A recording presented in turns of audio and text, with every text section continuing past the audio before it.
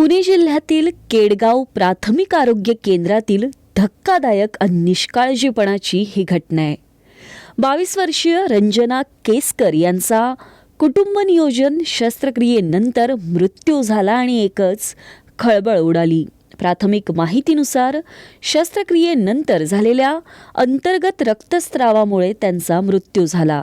मात्र ही केवळ दुर्घटना नसून व्यवस्थेचा घात असल्याचा आरोप होत असून संपूर्ण आरोग्य यंत्रणेवर गंभीर प्रश्नचिन्ह उपस्थित होत आहेत. धक्कादायक बाब म्हणजे दौंड तालुक्यात एका दिवसात एकाच सर्जनकडून तब्बल 97 महिलांवर शस्त्रक्रिया करण्यात आल्या. तज्ज्ञांच्या मते अशा शस्त्रक्रिया प्राथमिक आरोग्य केंद्रात नव्हे तर ग्रामीण रुग्णालयात होणं आवश्यक असतं. साताऱ्यातील डॉक्टरांनी 105 किलोमीटरचा प्रवास करून 5 केंद्रांवर या शस्त्रक्रिया केल्याची माहिती समोर आली आहे. ही सेवा नसून शस्त्रक्रियांची फॅक्टरी चालवल्याचा आरोप आता केला जातोय.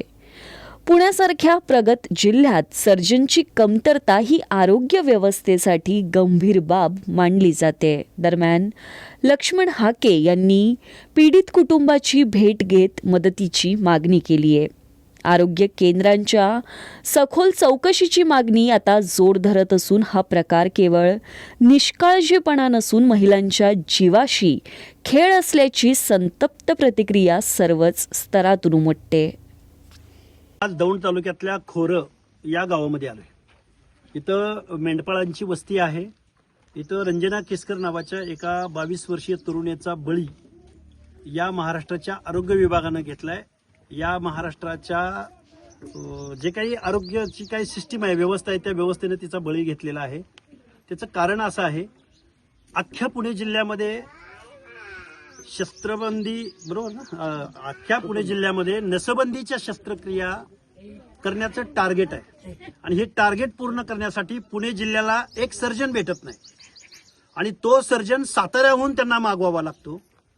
तर साताऱ्याचे डॉक्टर अनिल कदम नावाचे सर्जन 105 किलोमीटर प्रवास करून पुणे जिल्ह्यामध्ये येतात आणि दिवसभरामध्ये 4-5 ठिकाणी परत 70-75 किलोमीटरचा प्रवास करून एका दिवसात विक्रमी 97 शस्त्रक्रिया करतात.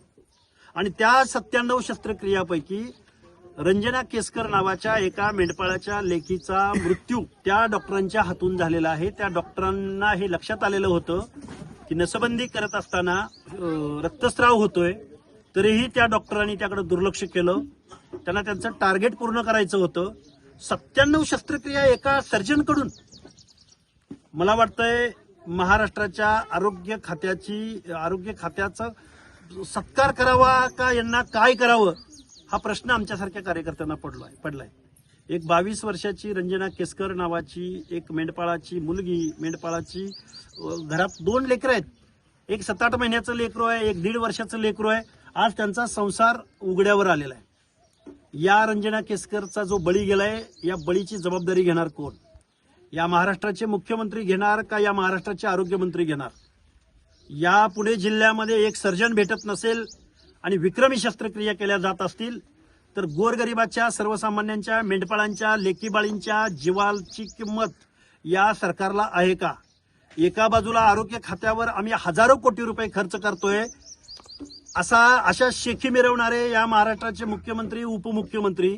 दुसऱ्या बाजूला एका मेंढपाळाच्या मुलीचा मृत्यू झालाय, याची जबाबदारी कोण घेणार? आणि ही जर जबाबदारी आम्ही येत्या काही दिवसामध्ये आम्ही महाराष्ट्रामध्ये हा प्रश्न मांडू, मुख्यमंत्र्यांची भेट घेऊ आणि या रंजना केसकर यांना न्याय मिळवून देण्याचा प्रयत्न करू.